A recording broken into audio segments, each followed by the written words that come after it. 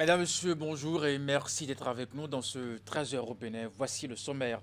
226 676 candidats composent depuis ce matin pour les épreuves du certificat d'études primaires CEP, session de juin 2022.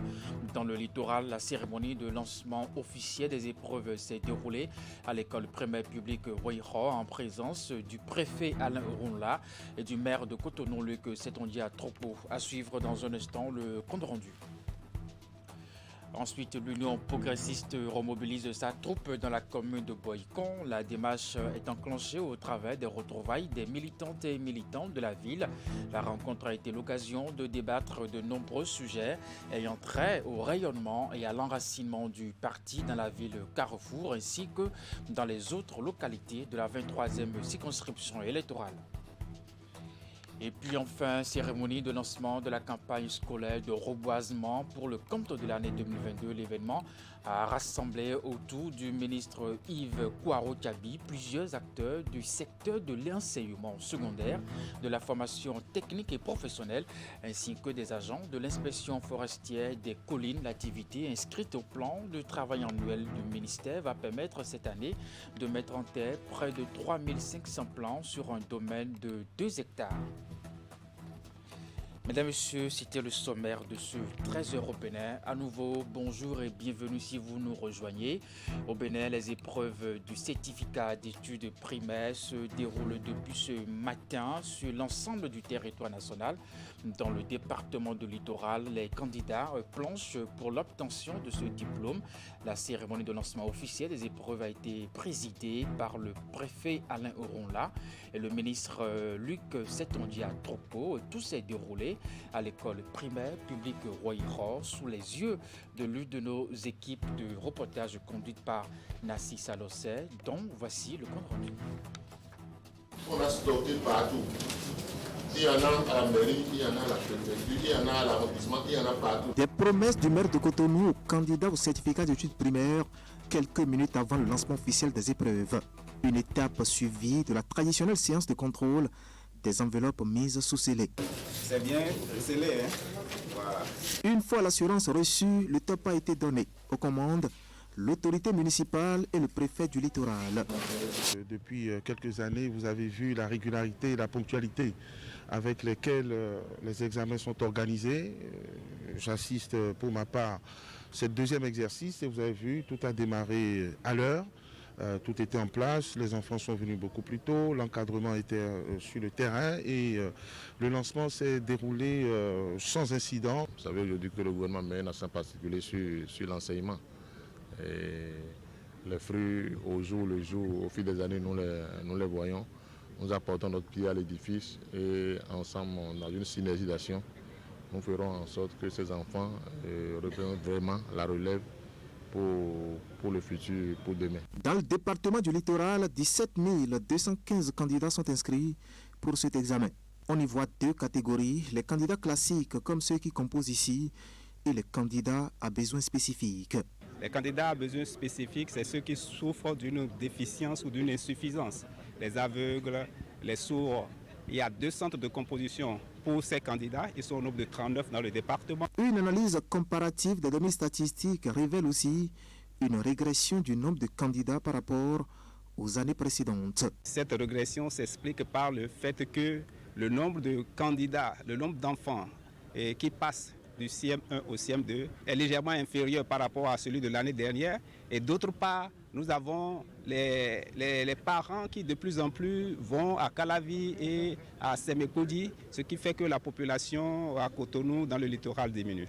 Malgré cette diminution du nombre de candidats, la municipalité de Cotonou tient le pari de garder le flambeau de l'excellence au plan national, comme c'est le cas chaque année à l'issue de l'examen du CEP. Le défi reste le même. On l'a dit aux enfants, on a souhaité qu'ils réussissent tous, mais au-delà, on a souhaité qu'ils soient parmi les meilleurs et que dans le littoral, nous puissions avoir les meilleurs du Bénin. Ce défi, je suis sûr, sera relevé. Nous avons travaillé nous avons organisé des travaux dirigés pour les enfants. En plus de ce que les parents eux-mêmes ont fait, de ce que les enseignants ont fait, il n'y a pas de raison, ma foi, que nous n'ayons les premiers dans le littoral. Cette année, 226 676 candidats planchent au plan national pour l'obtention de ce diplôme, le tout premier du cursus scolaire. Ces candidats répartis dans 757 centres ont 72 heures pour convaincre les différents jurys. Même exercice dans la commune d'Abomey-Calavi. Le top est également donné par le maire de la localité, Angelo Arwandinou. C'était à l'école primaire publique de Godomé Centre, Tidi Goudalo, Rachidi Soubero. Tout le monde a appris. Tout le monde sera admis. Voilà, c'est le souhait. Des prières du maire de la commune d'Abomey-Calavi, Angelo Arwandinou, à l'endroit des candidats à l'examen du certificat d'études primaires, session de juin 2022. Ce sont les épreuves auxquelles on est habitué. Vous avez fait plusieurs évaluations, ou bien plusieurs années blanches. Voilà. Dans cette salle de composition, l'autorité a suivi rigoureusement le processus d'ouverture des enveloppes contenant les épreuves avant de procéder au lancement proprement dit. Je leur ai demandé de ne pas céder à la tricherie, d'être concentrés sur leurs épreuves. D'abord, nous remercions le Seigneur qui nous a permis d'avoir un temps clément. La pluie n'a pas empêché nos apprenants, nos candidats de sortir de leur maison. Le remerciement va aussi à l'endroit du chef de l'État. Nous remercions sincèrement du fond de cœur le chef de l'État et tout son gouvernement. Déjà à 7h30, plus de candidats sur la cour du centre. Tous, dans leurs salles respectives, n'attendaient que la première épreuve. Dès notre entrée dans le centre, tous les enfants sont déjà en salle. Le dispositif de lavage de main est devant chaque salle. Chaque surveillant est déjà en salle. Dans ce centre, ils sont au total 240 candidats, dont 113 filles réparties dans 7 salles de composition. Pas d'incident enregistré aux premières heures de lancement des épreuves. J'ai même eu des enfants déjà à 6h, 8 ici, avec les parents. Il n'y a pas du tout de retard. À 7h, je sonnais, tout le monde était déjà là. On a un petit qui est arrivé avec son papa, mais un peu fiévreux. Mais la dame de la santé l'a déjà pris et on lui a demandé s'il peut tenir. Il a dit oui. Donc il est en salle.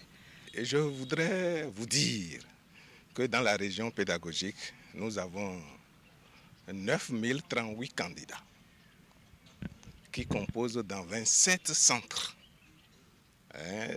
décuplés en 273 salles de classe. Et donc, ces centres sont répartis sur toute l'étendue de l'arrondissement de Godomé. Et avec les informations qui me parviennent, c'est que tout a bien commencé dans chacun de ces centres. C'est donc parti pour 3 jours de composition, à l'issue desquels les admissibles feront leur tout premier pas au secondaire.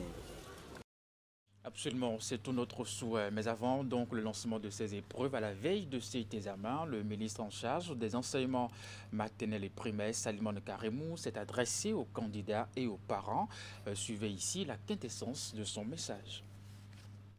Après plusieurs mois de dur labeur, nous voici à la veille du premier examen à grand tirage, qu'est le certificat d'études primaires CEP.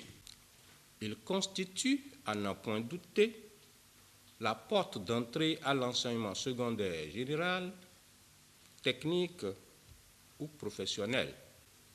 Les candidats inscrits au CEP, session de juin 2022, et qui sont au nombre de 226 676, dont 107 129 filles, composeront à partir de demain, mardi 7 juin 2022, jusqu'au vendredi 10 juin 2022, dans 775 centres répartis sur toute l'étendue du territoire national.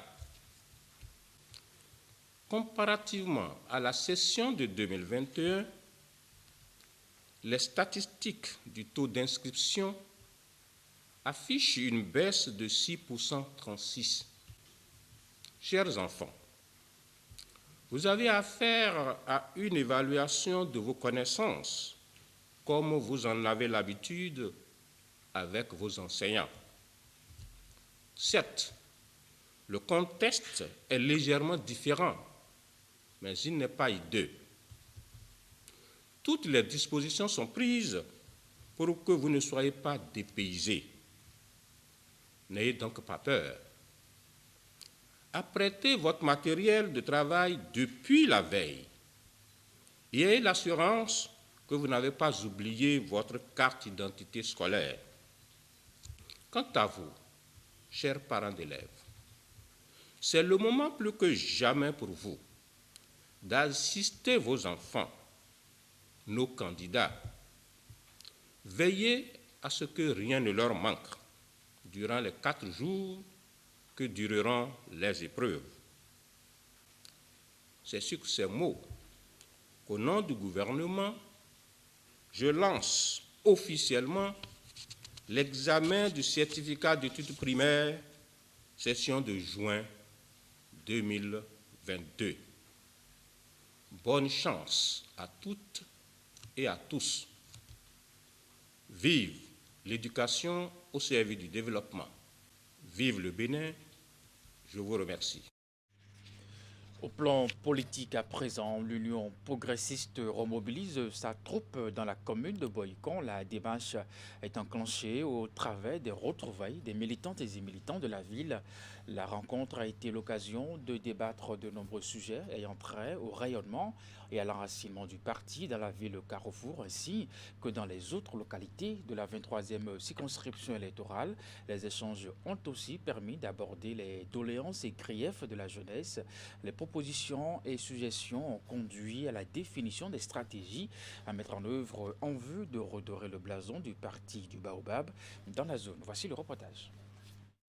Retrouvailles des militants et militantes de Boycon, le rendez-vous a mobilisé élus à divers niveaux, ministres et des délégués venus des quartiers et arrondissements. Ce déplacement massif de ces défenseurs des idéaux de l'Union progressiste dans la ville Carrefour a été l'occasion de célébrer le mérite et l'engagement de la jeunesse. Nous sommes venus à Ouassaro parce que Ouassaro, à Boycon, est un arrondissement qui a fait des prouesses aux dernières élections. Nous avons remobilisé toute la troupe de Boycon vers ici pour informer, guider, orienter. C'est une mobilisation rigoureuse et je suis heureux que tous les militants soient debout comme un seul homme pour affronter toutes les batailles qui profilent à l'horizon.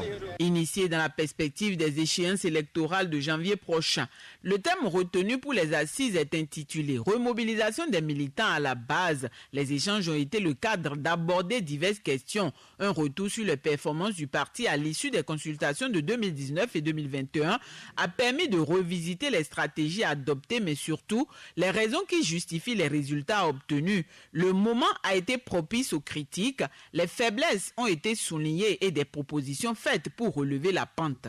Chaque représentant d'arrondissement a pris la parole. En résumé, qu'est-ce que nous pouvons garder? Premièrement, il faut que la liste reflète les aspirations à la base. Deuxièmement, il faut que les élus ou les dirigeants à divers niveaux soient plus proches de la base qu'ils ne l'étaient avant. En tant que jeune, je voudrais demander aux dirigeants du parti de bien vouloir écouter la population et après ça, de nous appuyer aussi bien par les moyens logistiques pour que l'ambition que nourrit aujourd'hui la coordination communale de Boycon soit une réalité. Tous les jeunes comme les femmes, les sailles qui ont pris la parole ont promis quand même de mettre le paquet pour les prochaines élections. Et ils ont fait certaines doléances et que nous avons reçu 5 sur 5. La relance est ainsi faite pour le prochain combat électoral. Les astuces pour redorer le blason du parti Baobab dans la circonscription électorale mise au point. Militants et responsables se sont séparés sur une note de satisfaction, déterminés à relever le défi de faire à nouveau de Boycon ainsi que les villes environnantes le bastion de l'Union progressiste. Et pendant ce temps, journée départementale de l'organisation de la jeunesse républicaine, toujours dans le zoo. Les manifestations se sont déroulées à Covey. La rencontre, selon les organisateurs, revêt d'une importance capitale. Elle a été l'occasion d'échanger avec les jeunes du bloc républicain dans ce département et de rappeler aux jeunes la mission qui leur incombe, ainsi que le rôle qu'ils ont à jouer pour l'enracinement du parti. Et bien d'autres questions ont été débattues et des engagements pris en vue d'assurer au bloc républicain des victoires plus grandes. Reportage. Galvaniser les jeunes, mais aussi leur rappeler la mission qui leur incombe dans la vie du parti. L'exercice à mobiliser du monde ce samedi à Kové, venu de toutes les communes du Zou. De nombreux délégués ont répondu à l'appel des responsables du bloc républicain. La rencontre s'inscrit dans le cadre des manifestations de la journée départementale de l'organisation de la jeunesse du bloc républicain dans le Zou. L'OJBR, en tant que cheville ouvrière du bloc républicain, au regard des défis qui l'attendent, s'engage à retrousser les manches pour que 2023-2026 soient des années de la victoire. Occasion de réaffirmer leur engagement à faire rayonner le parti, le rendez-vous a été le cadre pour débattre de bien de sujets. Plusieurs communications ont retenu les attentions. L'une a porté sur la cherté de la vie et les mesures d'atténuation prises par le gouvernement. Vous êtes le meilleur vecteur de communication. Et l'une de vos missions après cette séance, c'est d'aller expliquer les causes de la situation que nous vivons et les mesures prises par le gouvernement. Et je dois vous dire que au-delà des premières mesures, nous avons également, au cours du Conseil des ministres de la semaine dernière, pris encore d'autres mesures. L'autre a été axé sur le thème retenu pour les échanges. L'OJBR, mobilisé pour de grandes victoires. Elle a permis de préciser aux jeunes républicains leur rôle et contribution en vue de faire davantage rayonner le parti. Des conseils leur ont aussi été prodigués afin qu'ils soient des militants modèles. Je vais vous demander de continuer, tel que cette bâche l'indique, de nous engager à soutenir le PAG2. Le PAG1 a impacté très positivement notre pays. Nous avons eu des changements très positifs et très qualitatifs. Nous devrons être fiers d'appartenir à cette mouvance. Si vous connaissez notre pays, son histoire et son évolution, vous devez être fiers de faire partie à un moment donné de l'histoire d'une équipe qui a pu donner ce que nous avons eu au Bénin. Je voudrais vous rappeler que vous êtes des militants du Parti Bloc Républicain et non les militants d'un individu. Je voudrais vous rappeler que vous ne devriez pas vous associer aux attaques contre votre parti, le Bloc Républicain, sur les réseaux sociaux. Je voudrais vous rappeler qu'en cette veille des élections législatives, vous devez travailler seul ou en groupe. Vous devez vous associer à cet esprit collectif sur toute l'étendue du territoire national afin de porter au Parlement une majorité pour le bloc républicain. Organisé à quelques mois des prochaines législatives, le rassemblement de Kové a aussi débouché sur les stratégies à mettre en œuvre en vue de quadriller les 23e et 24e circonscriptions électorales. Les jeunes républicains de la zone sont appelés à rester vigilants et à ne pas se laisser intimider. Et dans la suite de ce 13 européen, les différentes actions contre les violences sexuelles sur mineurs exposées à divers acteurs. C'est au cours donc d'une conférence co-animée par la direction départementale des affaires sociales et de la microfinance du Zou en collaboration avec l'organisation non gouvernementale Educo Bénin. L'objectif des assises est de pouvoir convaincre et rallier le plus grand nombre de personnes à la cause de la lutte. Les invités sont pour la plupart des religieux, hommes des médias et autres. La démarche vise aussi à fédérer les énergies en vue de mieux vaincre le phénomène qui, malgré les efforts, semble persister. Reportage. Les violences sexuelles sur les mineurs et les séquelles sur les victimes. La question préoccupe les autorités en charge des affaires sociales dans le Zou. Cette conférence est initiée par la direction départementale en collaboration avec Educo Bénin. Elle regroupe autour des initiateurs des hommes religieux, les hommes des médias et bien d'autres acteurs intervenant dans la chaîne de protection des enfants. La séance a permis de faire un état des lieux de la problématique dans le département. Les échanges ont également été l'occasion de mieux imprégner les participants et d'obtenir leur adhésion en vue de renforcer la lutte. Nous avons certaines communes encore où la prévalence est très élevée. Cependant, je note avec beaucoup de satisfaction que les acteurs sont très engagés, qu'ils sont motivés à accompagner chacun dans son domaine. La vulgarisation des tests reste un gros défi et qu'en plus de ça, qu'il y a des acteurs auprès desquels nous devons encore intensifier la sensibilisation sans fustiger personne, mais plutôt pour mobiliser tout le monde à la cause du respect des droits de l'enfant. Depuis plusieurs années, les efforts sont faits dans le but d'enrayer le mal. Au nombre des stratégies mises en œuvre, les visites à domicile, elles permettent d'aller au contact des familles. Des séances de sensibilisation des communautés ont aussi été organisées, ainsi que des émissions radiophoniques. Malgré les résultats obtenus, du chemin reste à faire. Ces assises pour partager avec l'assistance les avancées et relever les insuffisances sonnent aussi comme une invite à fédérer les énergies en vue d'en finir avec le phénomène. Tous les villages du département ont un comité de veille. Et quel est le rôle de ces comités de veille? Ils doivent sensibiliser la population sur ce phénomène et mettre l'accent sur la répression. Il y a également le manuel dialogue parents-enfants qui a été conçu et édité par le ministère en charge des Affaires sociales. Une chose est de prévenir la violence, l'autre chose est de la gérer. Et ce qui a été constaté malheureusement, c'est que lorsque la violence survient, nous constatons que les familles ou la communauté intervient pour étouffer. Parce qu'on protège l'auteur et on oublie la victime. Donc nous faisons beaucoup d'actions dans ce sens afin que la victime ne soit pas oubliée, mais qu'elle soit protégée comme il le faut et que les auteurs soient punis comme les lois le prévoient. À la fin, c'est qu'il y a un fort engagement de ces communautés-là pour nous accompagner à vraiment venir à bout de ce fléau dans le département. Ponctuée de questions-réponses et autres activités, la séance a permis d'éclairer la lanterne de plusieurs personnes, notamment les parents présents. Les contributions et rôles de chacun ont été rappelés. Des engagements ont été pris par les participants. Dorénavant, les victimes seront beaucoup plus protégées, les auteurs dénoncés et livrés à la justice.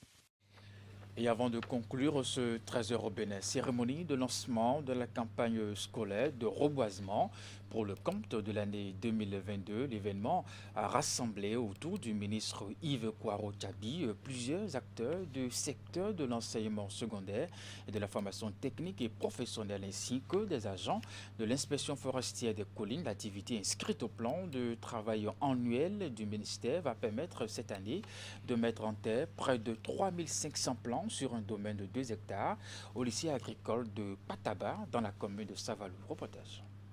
3500 plants, dont de nombreuses essences autochtones à planter sur un domaine de 2 hectares. La campagne scolaire de reboisement pour le compte de l'année 2022 a démarré. Les hostilités ont été lancées par le ministre Yves Kouaro-Tchabi au lycée agricole de Pataba dans la commune de Savalou. Je rappelle que ce jour, 1952 plants, dont 52 essences autochtones naturelles, à savoir Kaya sénégalensis, Adansonia digitata et Terminalia superba, et 1900 essences à croissance rapide telles que le teck et le mélina sont mises en terre sur un site de 2 hectares. Mesdames et messieurs, il est bon de planter, mais plus important d'assurer le suivi des plants mis en terre.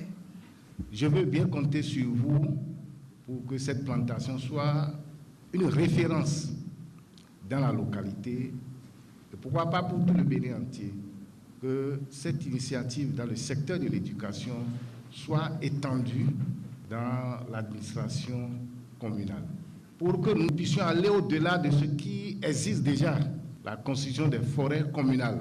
L'activité est inscrite au plan de travail annuel du ministère de l'enseignement secondaire, technique et de la formation professionnelle. Elle vise à sensibiliser et susciter chez les apprenants l'adoption de comportements propices à la sauvegarde de l'environnement. La campagne scolaire de reboisement est à sa 4e édition.